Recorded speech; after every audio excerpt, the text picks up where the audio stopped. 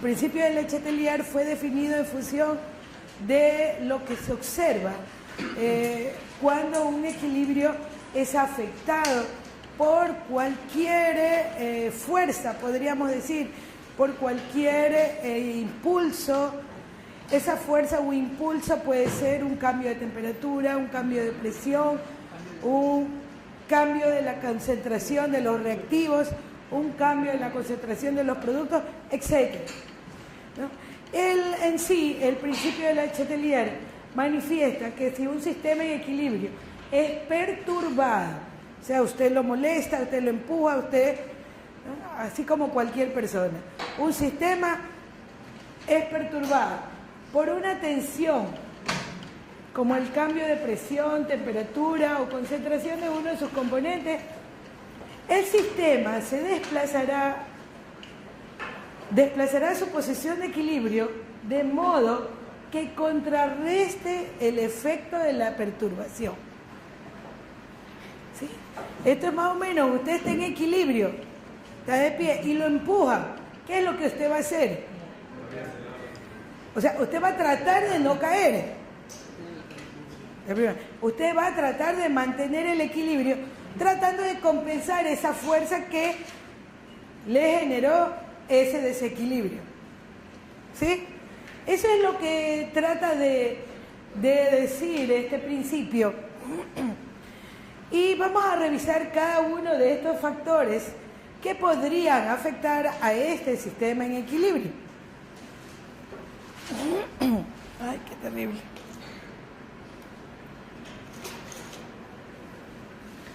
Vamos a definir que los factores que podrían afectar el equilibrio de una reacción química son los cambios de concentración, tanto de reactivos como de productos. Acuérdense que tenemos un sistema de equilibrio y usted podría agregar productos al sistema para que se mueva en la dirección que de pronto le conviene y de formar reactivos, podría ser.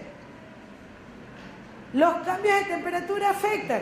En algún momento durante todo este tema de equilibrio, yo le pregunté si el cambio de temperatura le podría afectar o por qué nos daban la temperatura en los problemas. ¿Es eso importante? Vamos a verlo a través del principio de Le Chatelier. Cambios de presión y volumen. La presión afecta a cualquier sustancia, en cualquier estado. La presión afecta solo sistemas que contienen gases.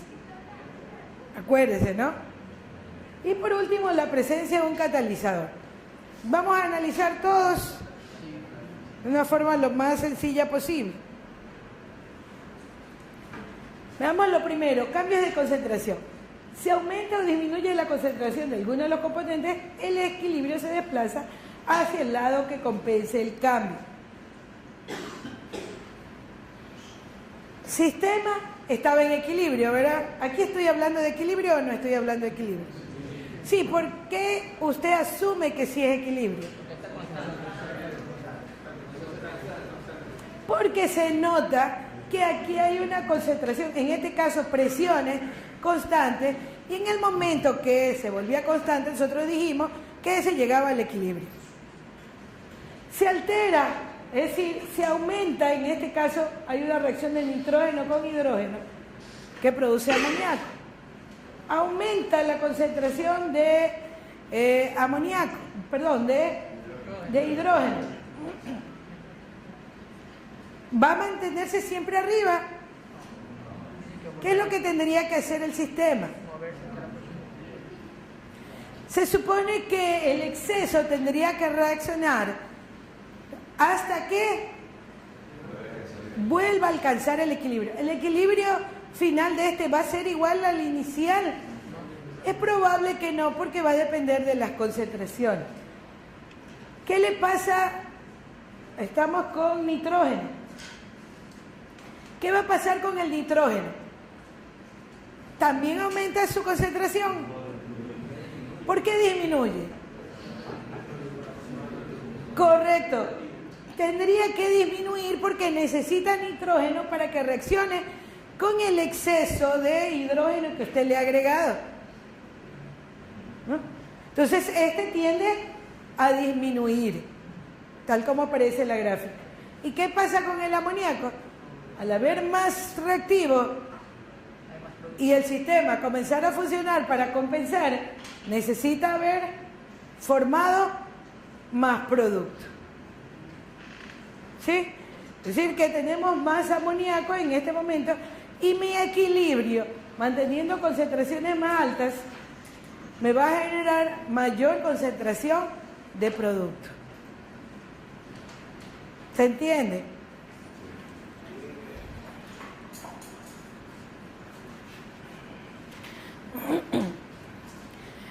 Generalmente cuando hablamos de este principio de Le Chatelier, vemos que desde el principio del equilibrio hemos manifestado cuando determinaba yo la constante de equilibrio, decía, se mueve el sistema hacia la derecha, se mueve el sistema hacia la izquierda. ¿Qué significaba que se movía hacia la derecha? A la formación de más productos. Sí, es a la izquierda hacia la formación de más reactivos. ¿Correcto? Pues estas son las formas que se manejan en el movimiento de los equilibrios con flechas que me van a decir, ¿no? Se mueve hacia la derecha, se mueve hacia la izquierda, hacia donde se mueva un sistema. Entonces, aquí tengo reactivo, aquí tengo producto. Si yo aumento la concentración de uno de los reactivos, ¿hacia dónde se va a mover el sistema? Si agrega reactivo, el sistema. ¿Por qué se mueve hacia la derecha? Lo que acabamos de ver en el ejemplo del amoníaco.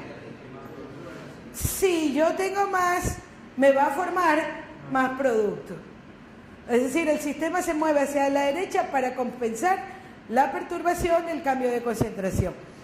De agregar reactivos. Y decía, si agrego reactivos, el sistema se mueve hacia la derecha, como lo manifiesta esta flecha. Hacia la derecha es a la formación de productos, no se me olvide. ¿Sí? Si yo agrego producto, ¿es posible que yo agregue producto con el objetivo de qué? Fíjense que esta es una reacción que normalmente se esperaría que nitrógeno con hidrógeno forme amoníaco. Pero es posible que en algún momento yo quisiera que se forme, por ejemplo, nitrógeno a partir de amoníaco. ¿Yo lo podría llevar para este lado? Es posible que sí, bajo ciertas condiciones, y empujándolo con uno de estos factores. Yo agrego más producto y esto me va a generar definitivamente más reactivo. Se mueve hacia la izquierda. Pero ¿qué pasa si yo quito reactivos, por ejemplo? Le saco reactivos o concentración de reactivos a esta reacción. ¿Seguirá yéndose hacia la derecha como cuando...? ¿Por qué no? Porque si yo quito reactivos, obviamente el sistema no se va a mover hacia la derecha porque no estoy aumentando la concentración, estoy disminuyendo. Entonces, para compensar la disminución, el producto se va a querer hacer reactivo. ¿Sí? ¿Se entiende? Entonces, si yo quito reactivo, el sistema se va a mover para compensar lo que usted ha quitado. ¿Cuánto? Eso lo va a decir el problema. Y si yo quito producto, en cambio, mi sistema va a ir hacia la derecha para compensar la falta de producto que ya había generado el equilibrio. ¿Se entiende? ¿Sí? Si yo quito hidrógeno, ¿hacia dónde se va el sistema?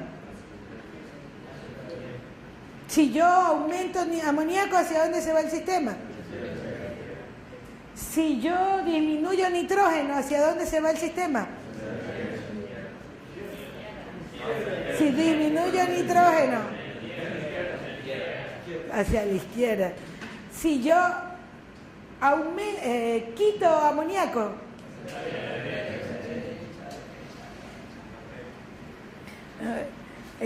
aunque se lo estoy preguntando rapidito a ver si es que maneja rápidamente, ¿no? A veces sí hay que pensarlo un poquito. No es tan así. Si quito amoníaco, tiene que tratar de compensar a los que quité. Y en cambio, cuando agrego, se va a ir siempre hacia el otro lado.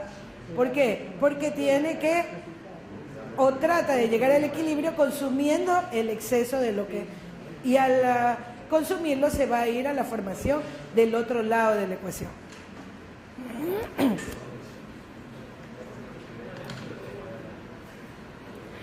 ¿Qué pasa cuando hablo de temperatura? ¿No? Aquí se van a presentar dos casos. El caso de que la reacción sea endotérmica o que la reacción sea exotérmica. ¿Qué significa que sea endotérmica? ¿Absorbe? No, endotérmica significa que requiere calor para reaccionar.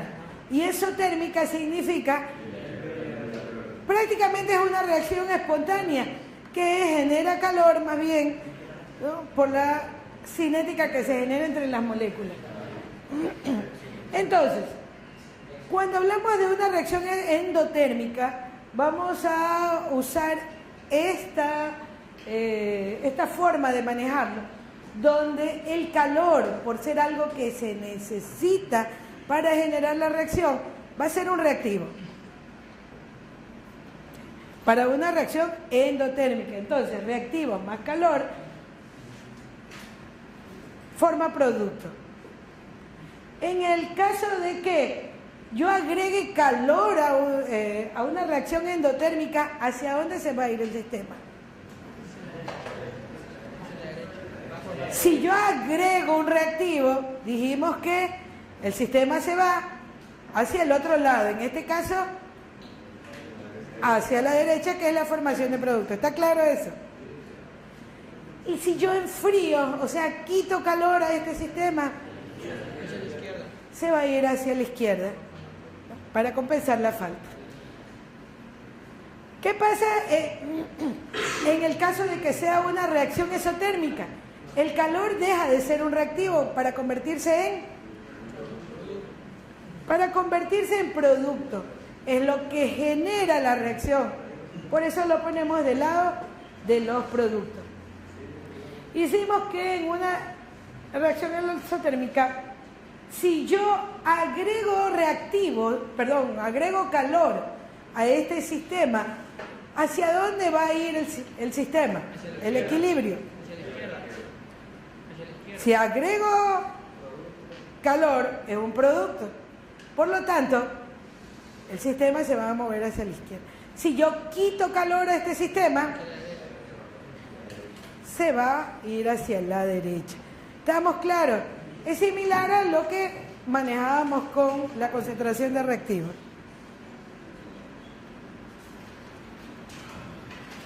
Ahí como conclusión dice, en una reacción endotérmica, un incremento de temperatura, ¿qué va a pasar con K, con la constante de equilibrio?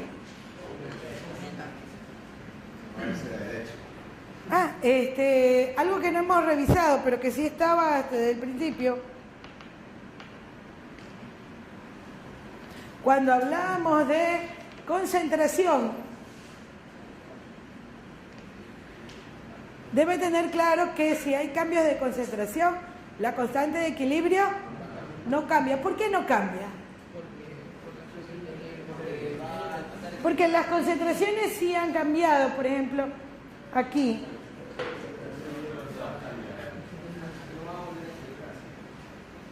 Pero va a volver a equilibrarse, ¿no? Manteniendo las mismas concentraciones. No, ¿por qué no? En realidad, si usted ve aquí, de acuerdo a la gráfica, las concentraciones no son las mismas, pero la relación entre las concentraciones sí sigue siendo la misma. Entonces, la proporción entre ellos es que sigue siendo la misma, más no las concentraciones. ¿Está claro? Por lo tanto, la constante del equilibrio cuando hay cambio de concentración es que no cambia. ¿Qué pasa cuando hay temperatura? Fíjense que aquí estoy hablando ya no de un reactivo, de una concentración, sino del cambio de temperatura. Y dice que en una reacción endotérmica, si se aumenta la temperatura, hace que K aumente. ¿Por qué?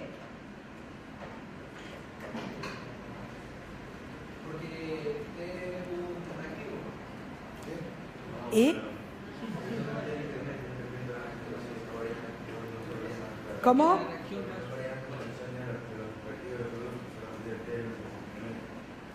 No varía. Más bien diría yo que la concentración del reactivo no cambia, no se supone que no varía. Pues yo no estoy variando concentraciones de reactivo, estoy aumentando de temperatura. Pero la generación de la cinética que provoca la temperatura va a hacer que se haga más producto. ¿Sí? Entonces, ¿qué va a pasar en su relación de productos a reactivos? Va a hacer que K aumente. ¿Está claro eso? Sí. En una reacción exotérmica, por el contrario, un incremento de temperatura hace que la constante de equilibrio disminuya. ¿Sí? Es lo contrario.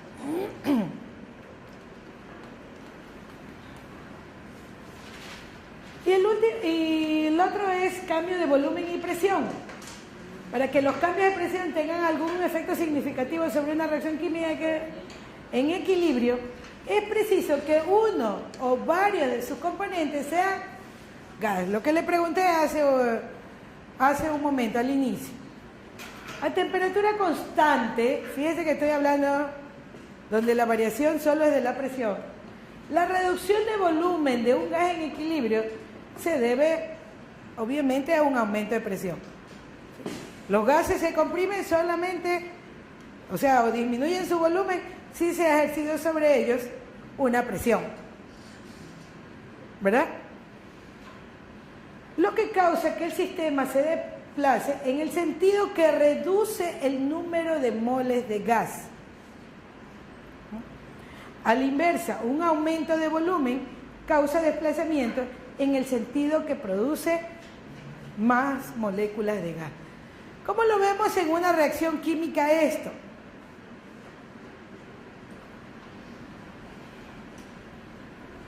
En realidad, dice, tal como lo expresa aquí, el sistema se mueve porque reduce volumen o aumenta presión. ¿Pero hacia dónde? Hacia donde hay menos número de moles en el sistema. Acuérdense que la cantidad de moles que hay en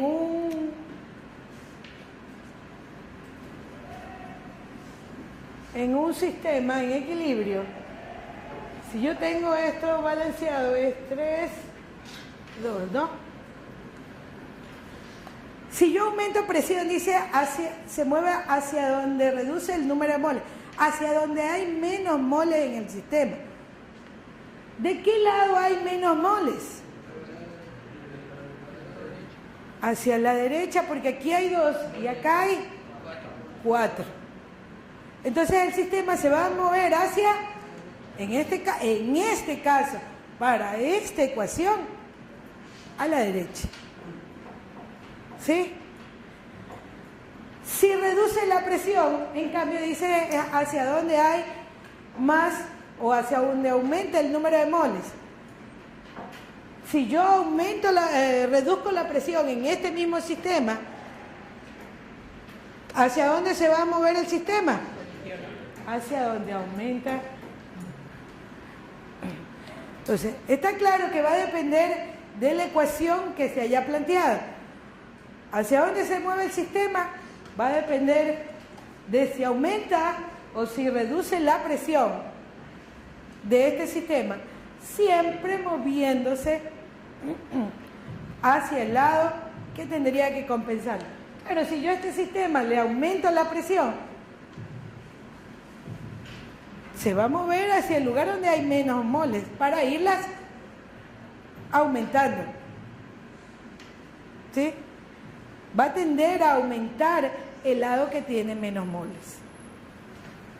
Por eso en este caso se mueve hacia la derecha. En el caso de que reduce la presión, se puede expandir. Pero hacia dónde, si se va a expandir, permite la formación de más gas. Por eso es que se mueve hacia el lado donde se forman más moles de sustancia.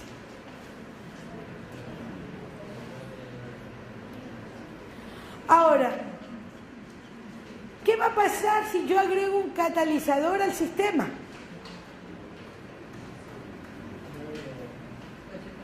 Analícelo.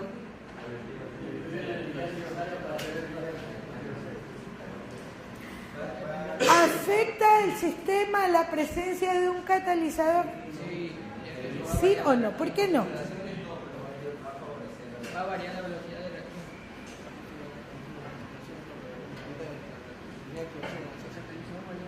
La energía de activación, sí. Estamos hablando, acuérdense que estamos viendo equilibrio. ¿Un catalizador va a afectar el equilibrio? ¿Sí o no? Pero acuérdense que tiene un efecto siempre el catalizador. ¿Cuál es el efecto? Acelera o aumenta la velocidad o disminuye la velocidad de la reacción. Cambia la velocidad con que la reacción se produce. Pero yo estoy hablando de equilibrio. ¿Y cómo afecta esa velocidad a mi equilibrio? Podría llegar más rápido al equilibrio usando un catalizador. No quiere decir de que el equilibrio se desplace en ningún sentido.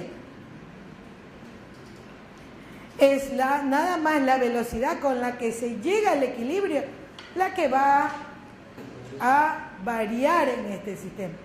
Más no que el sistema se vaya a mover en uno o en otro sentido. ¿Está claro?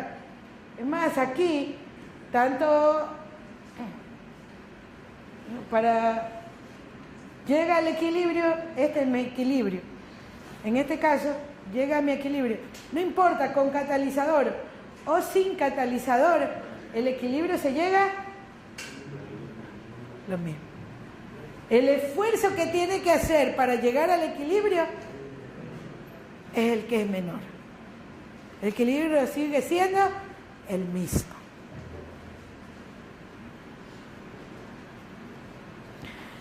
Y obviamente si el equilibrio la condición de equilibrio no ha cambiado,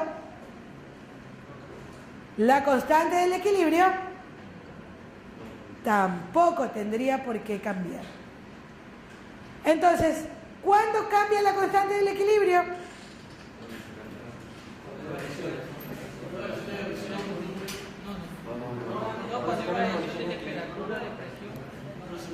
¿No cambia nunca? ¿Cuándo? ¿Solo cuando cambia la temperatura? Sí. De todo lo que hemos visto, la única condición que cambia el valor de K es cuando hay cambios de temperatura. ¿Sí? La vamos a revisar. ¿Está claro?